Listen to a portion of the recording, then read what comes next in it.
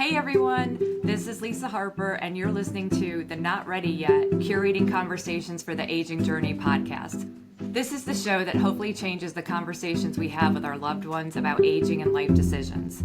Let's have more honest conversations where we speak the quiet parts out loud. Today, we are talking with Sondra Sam Cradduck, a gerontologist with over 30 years of experience in senior care. She is the owner of the Living Room Senior Care in Southern California, and Sam has a deep passion for education and is dedicated to helping others navigate the aging process with clarity and confidence, which is a beautiful thing. She will tell us more about what she calls More Than Heart, which is the education side, and her mission is to empower everyone with the knowledge and tools needed to provide quality care for their aging loved ones. So we're going to kick it off here with Sam. I do know she has a small town approach, so I appreciate that to things, which allows her to bring a unique down to earth. I call it having some grit and just being the salt of the earth, right? Yes. To boil things down for both family caregivers and professional caregivers. And that may explain why you have, I think, over 90,000 followers on Facebook. So we're going to let Sam take it over here, and we're going to run this conversation. So Sam, welcome to the podcast. Thank you, Lisa. I'm so excited to have you. Again, education and conversations is kind of my roots. So that's why I'm here. And when you were introduced, I just felt like there was some connection there as far as this overlay and what we're trying to do. So I really appreciate you being here today. So tell us about the living room and the senior services aspect of your business and what inspired you to create that. What was that catalyst? So I as a gerontologist, and then I've kind of always, I was a family caregiver. My grandfather, when I was 11 years old, became permanently and completely disabled, and my grandmother was the salt of the earth. She was literally my favorite human being ever. And so I kind of got to break in early as a family caregiver, helping her take care of my grandfather, who was sadly one of the meanest people I've ever known. I jokingly refer to him like the mean dog on a chain, and he would lunge at you, and so all of us grandkids knew the path that his cane could swing. And he was just a grumpy old guy. And so I grew up thinking that all older people were just grumpy old people. But there was this amazingly sweet woman who was my grandmother who was with him. In a kid's head, it just didn't make sense. Yeah, how does that go together? Right. Yeah. And so I kind of grew up in that family caregiving role, that family caregiving model. And then as my life progressed through and I had my family, I oftentimes navigated back to helping family friends with their aging loved ones. And so I did it almost as not a profession, but just as a personal side for a number of years. And then I got drawn to it professionally. And so then I ended up with my education as a gerontologist with a psychology degree and made it more of a profession, more of a calling, honestly. And so I started the Living Room Senior Services in hopes to be that umbrella service that could provide the care, the education, and other things and do connections to help our aging folks out here get connected into the services that are available. So it has evolved into what you kind of see and what the needs are. I just Sure. think the name is so interesting. So I love going to historic cities and learning, like I'll never forget, I think I was in Williamsburg and they were like, why we say sleep tight at night, I love those things. So I wanted to ask, like, the living room is such a unique, it's so welcoming and I feel like I want to come and sit down already. Sure. How did that name come to be? So if you go back and you love history, so think back to the days before funeral homes existed. So you're from back east, you're from an area where there's some older homes, and a lot of the older homes have two front doors. And so they had what they called the parlor room in these old historic homes. The parlor room was actually a place where you laid your dead to rest. And that's where the families would come through. That's why there were two front doors. So they would come through and they would pay their respects and they would exit through the other. And they would visit in these parlor rooms. And so when formal funeral homes started taking place, then the parlor room didn't have a function anymore. the parlor room was in a lot of these older historical homes, and it really didn't have a meaning. It didn't have anything. So the name, the living room, actually came to place in a replacement for the parlor rooms, which were out of respect for the passing, for the dead. And so when I was looking to name this company, I'm like, so many people focus on dying. And as you age, you spend your time focusing on the inevitable. But we need to focus on the living. We need to focus on the here and now. And even if you have a terminal diagnosis, you're still alive. Yeah. And if the moment you start focusing on dying is when you start dying. And so I want to bring the living back to the aging years and stop focusing on that inevitable. And so it's kind of how the name came to be. I love that.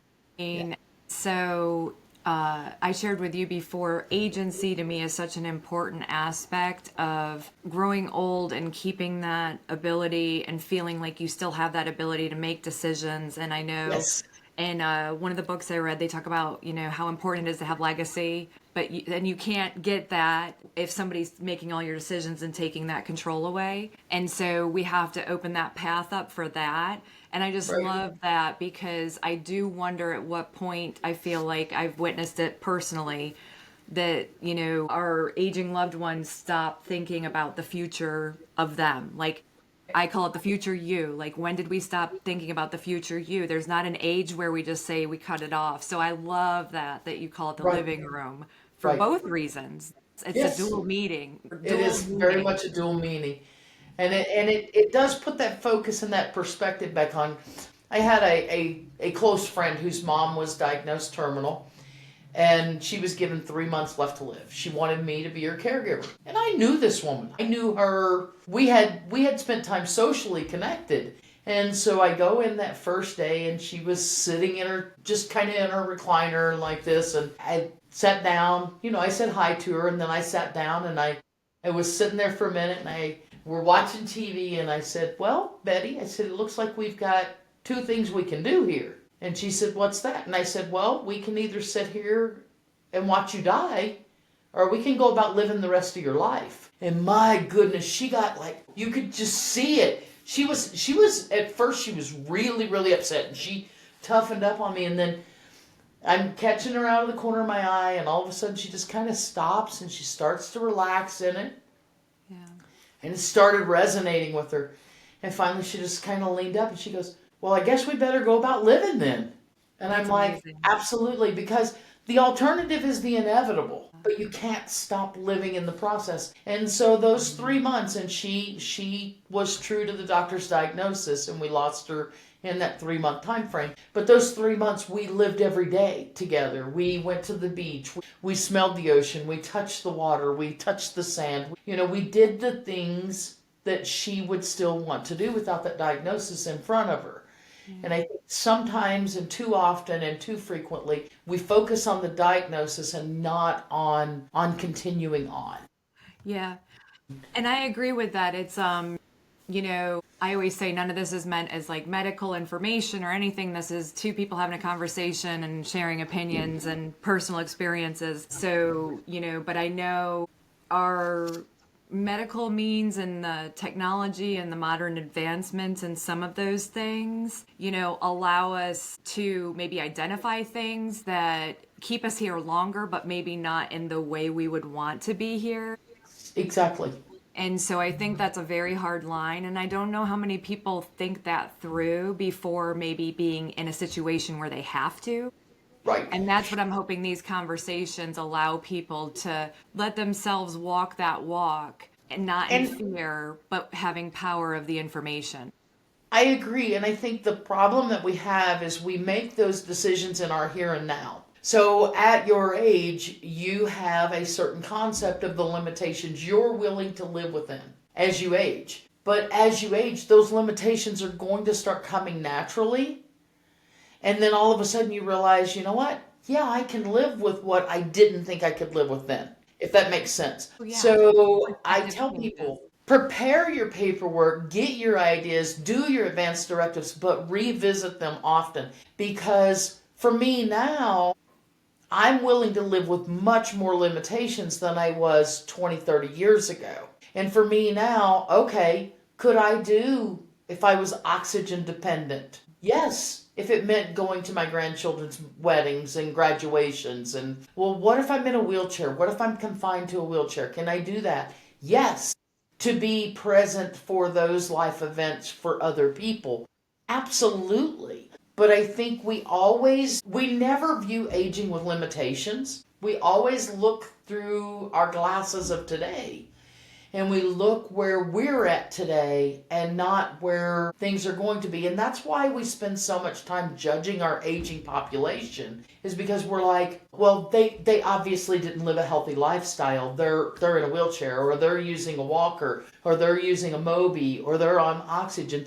They obviously did something wrong, not life and a wear and tear on a body and just a life well lived can create limitations. Yeah. And so we spend time judging that. Yeah, and my recommendation to all humans is to stay out of judgment with yourself, like the stories we tell ourselves. And then, Yes. if the stories we're telling ourselves aren't even true, how dare we even think we know what something else is for someone else? Exactly. So yeah, that's a tricky little line to walk. And so my advice to anybody listening on that one is just stop. You stop with yourself and stop with others, because you just don't know. You're not in their shoes. Right.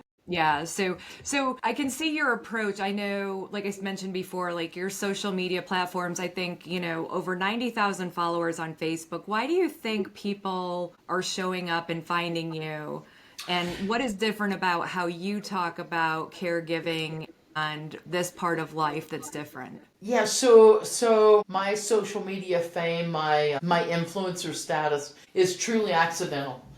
It was not something that was expected. It wasn't even something that was shot for. We just started posting a few reels of my teaching classes just to try and help a few people out. And immediately it just took off. And when I say immediately, we're talking near 50 million views in a year across TikTok, Facebook, and Instagram in less than a year, actually. 250 plus thousand followers on social media without any, and that's organic. That's not paying for anything. That's not doing anything.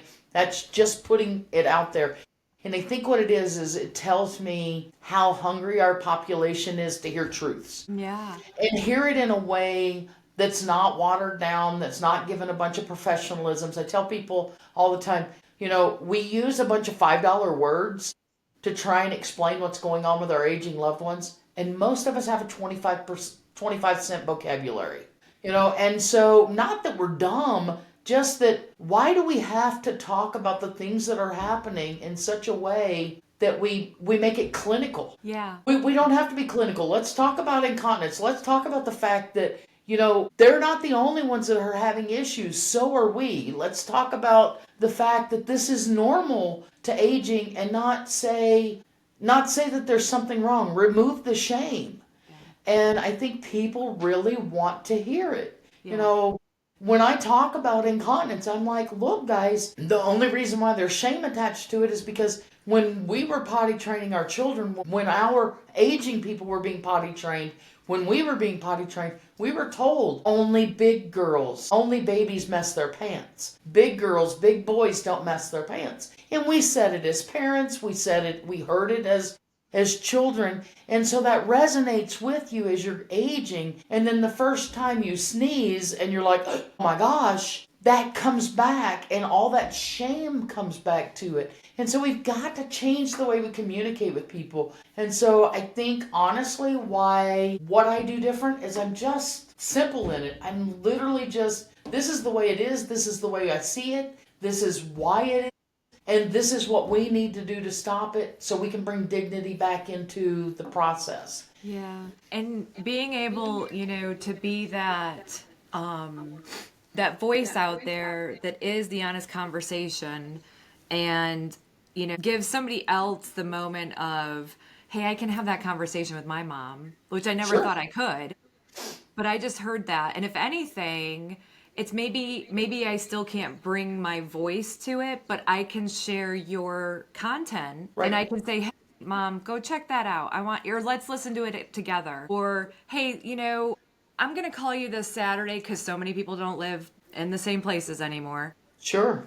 Which is another total issue. And, let's talk about, this episode and it's just digestible and it's real. And I think it gives people a moment to pause and then turn to their loved ones and say, hey, are you experiencing that? Is there, please feel free to tell me. I want to be there. I want to help you. I want to understand, all those things. And there is, the shame that we can ride incontinence out forever because it comes with such shame that we try and hide it. And by hiding it, we create health issues. And I honestly believe that one of the leading causes of a lot of our health issues in our aging population is truly incontinence. You have the homes that maybe are not as hygienic as they used to be because we're leaking and we're not cleaning them well. And now you have urine smell in a house, which affects your lungs. You have skin breakdown. You have UTIs. UTIs are one of the big issues that we see with dementia-like symptoms and confusion. And so we've got to stop placing shame on normal issues. And I get it, and I've heard all the comments of, well, pelvic floor exercises and all that. Okay, that's great. That's great when you're 30, 40, 50, 60. But when you're 85 and you're experiencing this, it's not the time to send you to therapy and say, okay, now you're going to start on bouncing on a ball and doing pelvic floor therapy to try and stop something that we need to deal with now. Yeah. And I don't think we're honest enough about the processes that are going on with these bodies. I think, I come from obviously education because I am a gerontologist. I have that professional background. And then I come from just a lot of experience in working with our aged population. Yeah. And I know, so my view I have a lot of thoughts about, how we see things and the overwhelm of social media and what we're exposed to every day and how we're kind of creating these intangible expectations and everything's anti-aging and don't age and don't do this. And it's like, I just want it all to kind of like, okay, I get it. If somebody wants to reduce some wrinkles and they are okay with that, but it's like at the same time, we need just as much exposure to the reality of aging and what that looks like. And most people, unless it's somebody in their household or they're experiencing it, yes, there's the senior professionals that are in that space as their workplace, and they're experiencing it there. But for the most part, a lot of people, it's when they have to become a caregiver or something's going on in their personal life. And then, like you say, they're like, I don't even know because all I know about are all the anti-wrinkle stuff and like you're talking about, the pelvic stuff. It's like, we are like destined, we're scared to age. And I just think we need to confront it and know that we are going to age. And I joke with people, I'm like, the youngest you're going to be is that what I'm right now when we're talking to each other right now. Because in 10 minutes, we're going to be 10 minutes older. Accepting that. So tell me more about like how your education, when people do find themselves in those moments of, taking care of a loved one, how your education fills those gaps and helps them. Sure. So professional caregiving is one thing. Professional caregiving is I've got a calling to take care of others.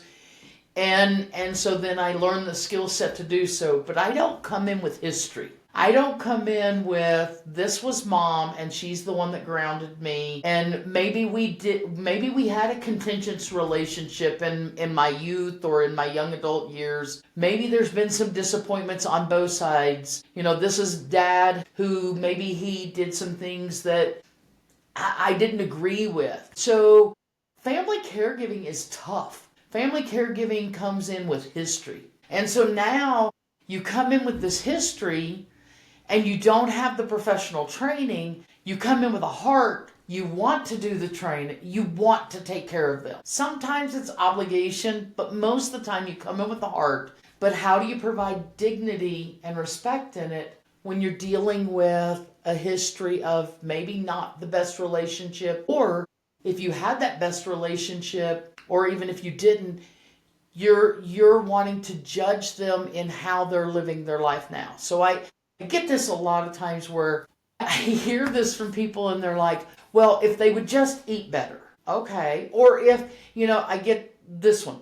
Well, I try and get mom to go for walks and she just won't get up and she won't move and she won't go for walks. I try and get dad to come out of the house and do this and do that. And my question is, what were they doing 20 years ago? Well, they were watching TV and sitting in the house. So why do you think they're going to start power walking at 85? You're not going to change lifetime habits. I see kids that'll come in and family members that'll come in and mom's been smoking for the last 65 years. And it's, oh, you can't smoke anymore. You're creating friction and battles where you don't need to have them. They've made their life choices. It's when we go in and we try to take over. It's when we go in and we try to parent a parent. Yeah. And that's when the friction happens. Yeah, and I think that comes from a fear of maybe, a doctor's order or something. And it's like, okay, the fear on the adult kid is, wow, I think the realization happens, mom and dad aren't going to be here for forever. And yes. Then it's this, how can I now manage this? And how can I have the answer for them? How can I fix it? Yeah, and we're not meant to fix everything, and the diet, like you say, I can't, but not walking, not caring, not wanting the inactivity. Yeah, the sedentary lifestyle. Yeah, thank you. That's the word I could not come to. That's all right. Like you say, if that's not there to, if we don't work these habits in our lifetime, we're not just going to usually wake up at 70 and go, oh, I need to do some of these things. It's like, yeah, we need to have a bit more acceptance of people's willingness and how they want to exit as well. We have to accept the fact that they're adults. We have to accept the fact that adults get to make bad decisions. You're an adult. Have you always made the best decisions in your career, in your relationship, in your lifestyle, and in your health? No. Has a doctor ever told you, you probably should do this and change this? And you're like, okay. And then you don't follow through. And we think because we're middle-aged, we get to make those decisions and nobody gets to govern that for us. But if we're 85, if we're an older adult, if we're elderly, then we no longer have that right to decide for ourselves. And we do. And that's the big issue that we have is you get to make bad decisions your whole life. So how many nights in your lifetime have you known that you needed to eat a good healthy meal, but maybe it was popcorn or a bowl of ice cream or something really quick and not healthy, and you did it, and that was what you chose to do. You get to do that. Right. But you let your aged loved one do that, and then all of a sudden you're telling them how wrong that is. When you're talking about the adult kids and the sandwich generation, they usually have their family at home that has their crazy schedule, because I've never seen schedules more crazy than what we do now. And then, now again, something's going on with mom and dad as they're aging. What do you see, or what have you seen over the years? Any kind of advice you can give both to the adult kids and to the aging loved one? Because I think, I always try to set expectations with everyone, right? It's, I don't know what's going to happen, but we can set some expectations of Absolutely. What is just manageable and, foreseeable. So in your experience, between what would you share to the adult child and then what would you share to the aging loved one? So to the adult child, please remember your parents or your aged loved ones are adults. They're not children. And we have this little mindset that says, and I hate it, I despise this, that says, you get to this age and then you become a baby again. And I hear it. It's, well, you know what? No, you're not a baby. You're an adult that might need a feeding assist. You don't feed an aged adult because they don't know how. You feed them because they're not able to do it themselves anymore. So you're not going to teach them. You feed a child to teach them how to do it independently. This person knows how to do it. They're just not capable any longer. Yeah. And so they haven't become infants again. And that is one of the things that we've got to get rid of. For our aged person, the person that's a recipient of the care, give grace. This is like you said, we're busier now than we've ever been.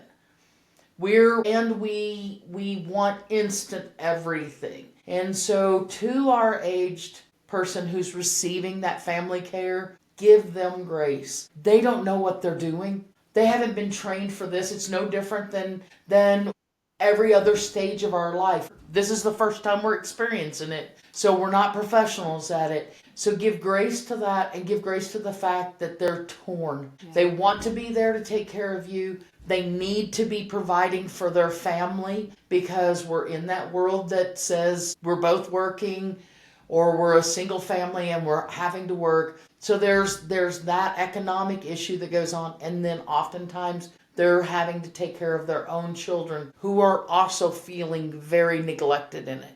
And so to this person here, give grace to the loved one that's helping. It's hard.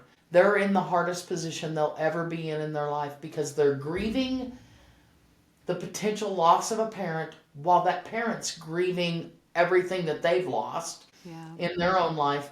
And they're feeling torn between trying to juggle everything. Well, and that's why I want to share, because, we put so much pressure on ourselves, and, the grieving aspect of, I feel like in life, I read a book and they were like, there's little traumas with a little t and big traumas with a big T. And then there's some in between. But I feel like grief is the same, that there's some grief that is, big G, and then other grief that's little g. And I feel like we have I call them life griefs. I don't know, that doesn't come out easy, but, and it's like, there's still exciting moments in life, but you're still grieving something. So, when you leave your high school and you're going to college, I'm now an adult. And you're like, whoa, so there's like a little bit of a bump there, and looking back. Yes. And then going from college into adulthood, if anybody's ever been through a divorce, those kind of things. There's like these things in your life that are little baby grief moments where you can sit and reflect and look back and look ahead. And then there's the big ones, and so I feel like, I know a lot of people that, 75 maybe and older, that are, a lot of the women, their spouses passed, so they've grieved that. That's a massive one with a big G. And then their friends and their community, if they're living in assisted living or independent living, they're starting to see the people that they've surrounded themselves with years. These are their friends.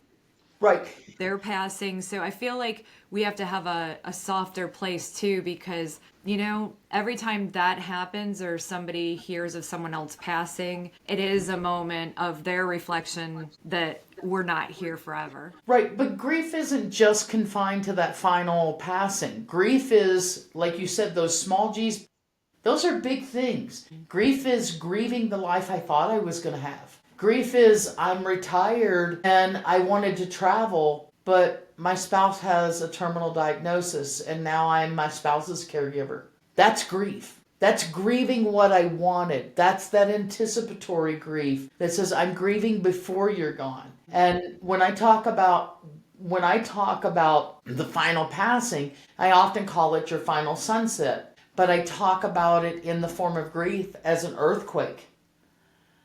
So, and I live in California, so I absolutely understand earthquakes. The closer you are to that epicenter, the more jarring that is. But no matter where you're at, an earthquake will forever and always change the topography of the land. So it will forever and always change your life. But the closer you are to the epicenter, the harder it is. And so we have to remember that when we're talking about that final passing. But all along the way, when your mom gets a terminal diagnosis, you immediately start grieving, and you grieve not only what you hoped for in having a mom, and you're grieving that anticipatory, I'm going to lose her, but you grieve the relationship maybe that you had hoped for that you may never have again, or you may have never had. And so there's so much going on in this dynamic when it comes to family caregiving that we just totally neglect. And we totally think that, okay, you're going to come in, you're going to take care of mom, you're going to take care of dad, you're going to go to work, you're going to do your family. But how many of our loved ones are breaking down in their car on the way home going, I can't do all this. I can't lose her or him and go home and take care of my spouse and my family and then go to work. And we have got to figure that out for these Yeah. people.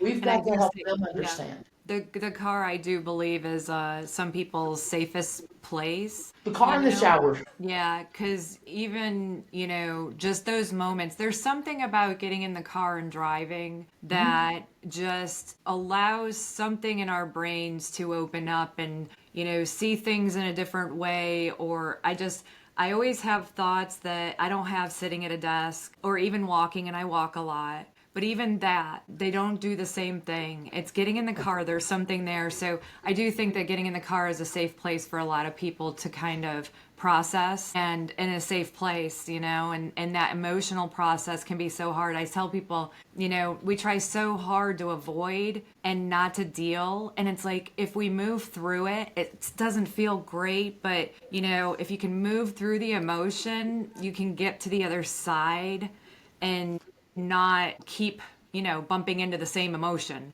Sure.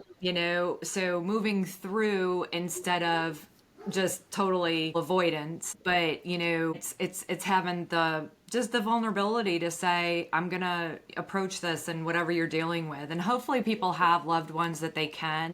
And if not, I always say, as I hold up a pen, you got pen and paper, and nothing I've ever written has ever judged me, and so if you're a journaling person or not, just even, I keep sticky notes in the car because I have a million conversations in the car. And, at that next red light or the next stop sign, I'm like jotting things down. And sometimes the sticky notes are, things I want to move through and get out.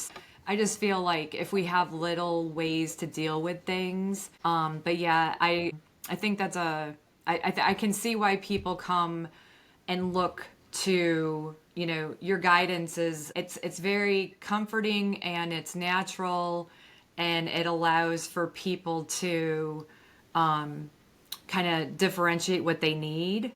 What would they expect? So if somebody was looking for some of your caregiving education, and how would they get that? What would they do? Sure. So we have a website, morethanheart.com. It's no spaces, just morethanheart.com. And so there is actually a VIP room that you can join. It's a small monthly membership. And inside of that has a lot of people will ask, because we clip the reels and we put them on our social media, but it has the long versions of where a lot of those classes, those reels are cut from. It has a master class for an aging person to understand what's going on with them. It has a caregiving 101, so you then understand some of the aspects of caring. So there's a lot of coursework in there. This will end up in there. Anything that we cut ends up in that VIP room. But what's really cool about it, I mean, the education side is great, but there's also a support group. So it's a peer-to-peer support group. So kind of like our old AOL chat rooms and stuff, where you could go in and you could find somebody and you could start talking. So this little place over here, you can go in and you can say, oh my gosh, it's 2 o'clock in the morning. I just got a phone call. Mom fell again. I had to run over here. I've got to be at work at 7. I'm a lawyer. Maybe I've got to be in court in the morning. I'm exhausted. I don't know how to manage all this. And you just throw it out there. You can do that basically word vomit right there. And then somebody else tags along later on and says, you know what? I'm totally with you. I've been down that road. This is how I managed it. I come in and answer some of those things as well. So we give you the education, but then we also have the support group here, which is amazing. So that's available. The classes that we do and the reels that we do are out there on social media as well. We do a few lives where it's just literally a full-on live, whether I'm teaching a class or I'm doing it with the camera. So we're trying to get the word out there. We're trying to help people understand that this is manageable, but it's manageable with education. Otherwise, it's maddening. Yeah. And it's super frustrating. And I do all of this, and then I get these comments that come back, and they mean everything to me. And one that I read yesterday was, the last 6 months of my mom's life, I got to enjoy her. And I got to enjoy her because of what you had taught me. Wow. And it's like, wow. Yeah. Yeah. She's like, I spent all my time judging her lifestyle and being frustrated that she wasn't doing anything to save herself. And I finally realized that she was in a place where she was ready. I just wasn't. Right. And so I got to enjoy that last bit of time with her. And I'm like, that right there means the world to me. Wow. That What right an there amazing, means everything. yeah, what an amazing Yeah. opportunity you gave them. Yeah. You know, it reminds me of you know, as a caregiver, you become the caregiver and that role of wife or daughter or insert, I'm doing the female version, right? People like the Sure. wife, daughter, son, you know, husband, all those, it becomes caregiver, and you become the organizer of medications and the timing of things and the scheduler of appointments and the doer and all the logistics that go into some of this. And also, you know, I think that's just a beautiful thing because you allow people to get back to what their role is and as daughter and That's right. mother. And That's that's right. that's amazing because again, that's how, you know, I always talk about a future you because a lot of times I think, you know, I'll sometimes when I'm struggling, I'll go, what does future Lisa think? Because I can't get out of my own world right now, but I go, okay, Right. what is future Lisa going to say about this? And so, or how is she going to want to look back on this moment? And I know that the decision I make right now is going to have those eyes in the future, right? And Right. so I think that as adult kids, and as the aging loved one, it's like if we can sit and think about how we want that to be and to keep that relationship together is so hard when there is that caregiving side to it. So if you're Absolutely. giving people tools to get that kind of compliment, that's amazing, Sam. And that's what we need to do. We need to be able to focus on the relationship and holding that, hanging on to that relationship and keeping that whole. The other stuff, the caregiving stuff, that's part of it. But if you lose sight of this, then there becomes regret at the end of the day. Yep. And Or that's you what I find that mean. you're too busy to grieve, you know, and I see that a lot with family members. They're too busy with the logistics. They keep shoving their own feelings down, and those are the people that have the hardest time recovering at the end. Yeah, because it's a distraction to how they're feeling and they're not Mm-hmm. processing anything. But then the reason for the distraction is gone and you're left not even understanding and knowing. Right, Yeah. right. So I really, you know, I think you and I both share in that we are hoping to change the conversations that families are having and to even Absolutely. start the conversation. You know, to break down the walls or the masks or whatever we want to call it, and just to really get real Yeah, and honest. yeah, Because if you don't now, then when do you? right. And, you You're not know, going to avoid death by not talking about it. You're not going to avoid it. It's the inevitable for all of us. And so if you don't talk about it now, then how does anyone know what your wishes are? How does anybody honor you and do exactly what you would have wanted if you haven't had the conversation to start with? And so you're not going to avoid it. So go ahead and talk about it. You're not going to change the fact that you're aging. You're not going to change the fact that you're aging with limitations. That's the human body. No matter how well you take care of it, it will have limitations. It does break down. It's just like driving a car. You put 300,000 miles on a car, well, it's not going to get along as well as one that's brand new off the lot. yeah, no matter how much maintenance you do. No matter how much maintenance you do, no matter how well you take care of it, you keep it in the garage and you baby it and you do everything right. You know, there are catastrophic failures. No matter how good of a mechanic you are, transmissions go out even if you've done everything right. And so, you know, we have bodies that are designed to wear out. They're not designed to last forever. If they were, we would be looking around at 500 and 600 and 700-year-old people walking around.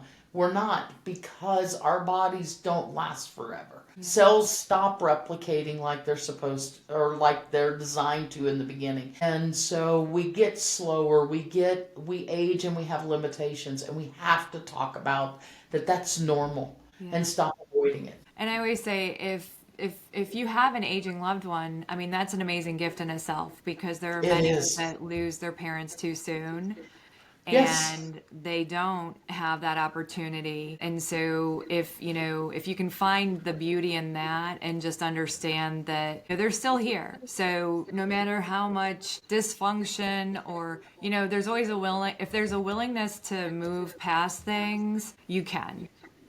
Yes. And so, I want to give families that permission to, I tell adult kids, it's like, we can't come in as like the wounded 8-year-old or whatever that, that those, like you say, we all come when we're dealing with history or with our family. There's a massive history there. Uh-huh. And so you have to be not only able, but willing to say, I'm going to move past this, so that as my parent passes, I know that we can have, a better relationship on this side. And, I do think that,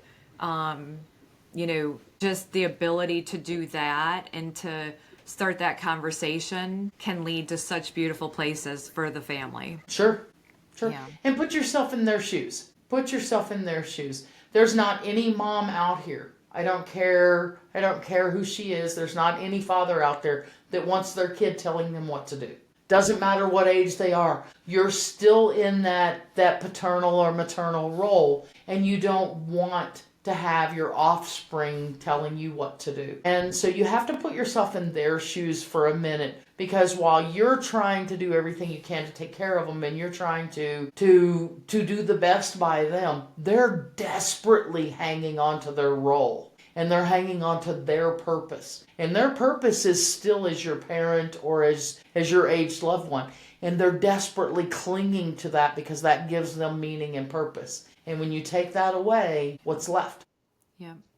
Yep. And if we can verbalize our wishes and, have clarity, just have everybody on the same page, whether you agree or disagree, it is not always your decision. So you have to, also deal with that. So, I mean, you may want your parent to stay around in some form, and they're like, no, I don't want to be here. If I have a machine or something like that, I don't want to be here. And you have to be okay with their answer. Right. You have to honor them, whether you agree or not. And that's a hard one. Yeah. That's a hard one. Yeah. Yeah. There's not a lot of people that are sitting there just kind of waiting for you to go. And most of us are trying to hang on to you, but that doesn't mean that we set you on a shelf and we put you in a little glass bubble to protect you. We still have to let you live your lives. And I know that living life could cause damage. I know that you living your life could mean that you're going to fall, you're going to make mistakes, you're going to make bad choices. Things are going to happen, but if I'm setting you on a shelf in this little glass bubble, what am I giving you? I'm not giving you your life. I'm taking away your quality to add to my quantity. Yeah. And that's no way to live either. And that's just I think that's a great way to end too, because that does sum it up, that we're making decisions based off of wanting to keep you here longer for said reason, versus I just want to live how I'm living. And when that's good, I'm good. Yeah. Yeah. Yeah. And it's not always easy. No, maybe I'll end with a funny story about my dad. He was a worker bee and just always very, just physical manual labor. And even in his early 80s, was still out camping with a camper, not tent camping, but camping with a camper. Okay. Which is a very physical thing. If you've ever set up, backed up a camper, hitched it, leveled it, all the things. Yes. There's a lot, hook up your water, electricity, sewer.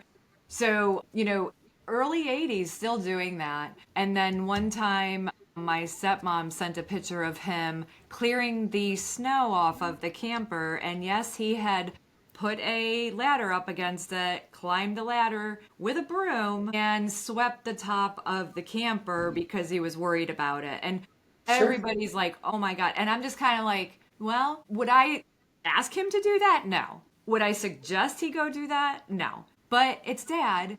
And this is what makes him happy. This is how he feels accomplished and checking things off each day.